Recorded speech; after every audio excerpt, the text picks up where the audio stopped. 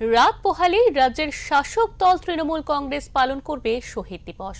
লক্ষ লক্ষ মানুষ এদিন ধর্মতলায় সমবেত হবে।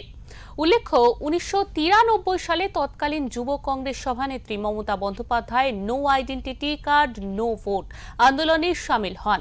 সেই আন্দোলনে গুলি চলেছিল, 13 জন মানুষ গুলিবিদ্ধ হয়ে মারা যান। সেই আন্দোলনে গুলিবিদ্ধ হয়েছিলেন হাওড়ার অনিল মিশ্র। গুলিবিদ্ধ হয়ে তিনি হাসপাতালে ভর্তি হন। পরে 8 দিন পর তিনি বাড়ি ফেরেন। এই ঘটনার পর কংগ্রেস ছেড়ে তৃণমূল কংগ্রেস তৈরি করেন মমতা বন্দ্যোপাধ্যায়। সেই থেকে তৃণমূল কংগ্রেসের সঙ্গে ছিলেন অনিল। গত শনিবার সেই অনিল মিশ্রের মৃত্যু হয়েছে। ফলে এলাকায় তৃণমূল কংগ্রেসের কর্মীদের মধ্যে শোকের ছায়া নেমে এসেছে। তার পরিবারের সদস্যদের সমবেদনা জানানো হয়েছে বাগনান তৃণমূল কংগ্রেসের পক্ষ থেকে।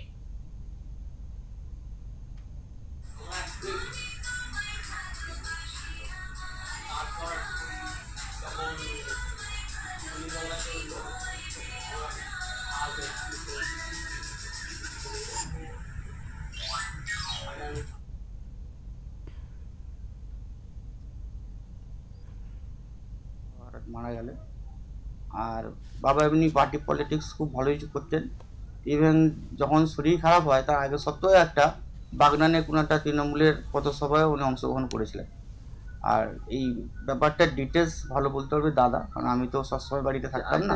হচ্ছে যে উনি আর গুলি খাওয়ার পর তৃণমূল কংগ্রেস আপনাদের সঙ্গে ছিল বা ওটা তখন আমি তো খুব ছোট ছিলাম, তাই দাদা ভালো বলতে পারে না। এখন এখন এখন আছে, হ্যাঁ হ্যাঁ। উনি মমতার অন্ধভক্ত। আমাদের এখানে স্থানীয় নেতা হিমাংশু বাবু, নয়ন হালদার বাবু, আরও অনেকে আছেন, আমি হয়তো সবাই নাম জানি না। সবাই যোগাযোগ করেছেন, কালকে পুরোটাই ছিলেন, পুরো রকম সমস্ত রকমভাবেই সহযোগিতা করেছেন। গত বছরে উনি হ্যাঁ গত বছরে গিয়েছিলেন।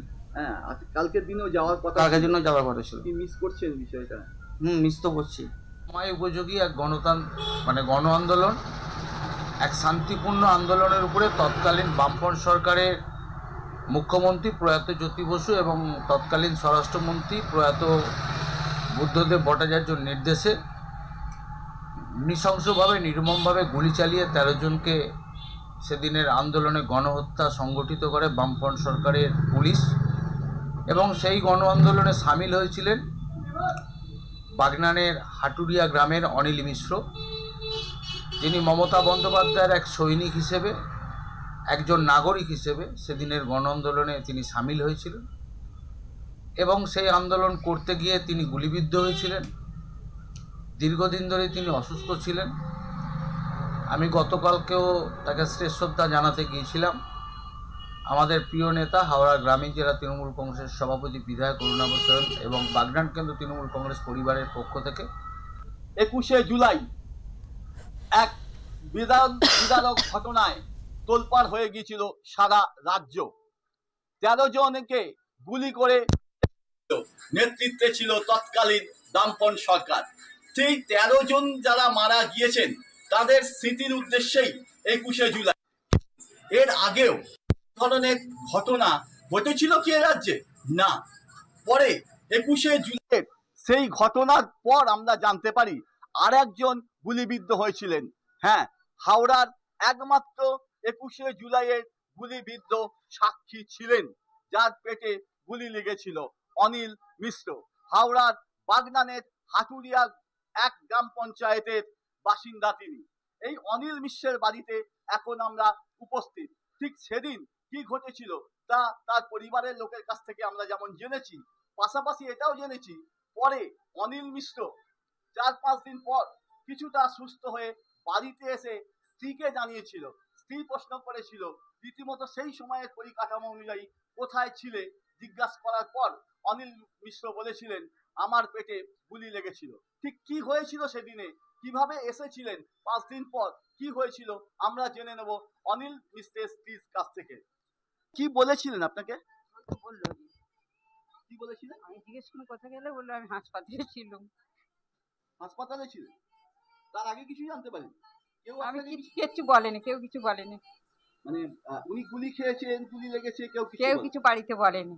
তারপর তিনি যখন এই কথা বললেন যে আমি গুলি খেয়েছি, গুলি খেয়ে পরে 4-5 দিন পর ফিরে এসেছেন, তখন কিছু বলেননি?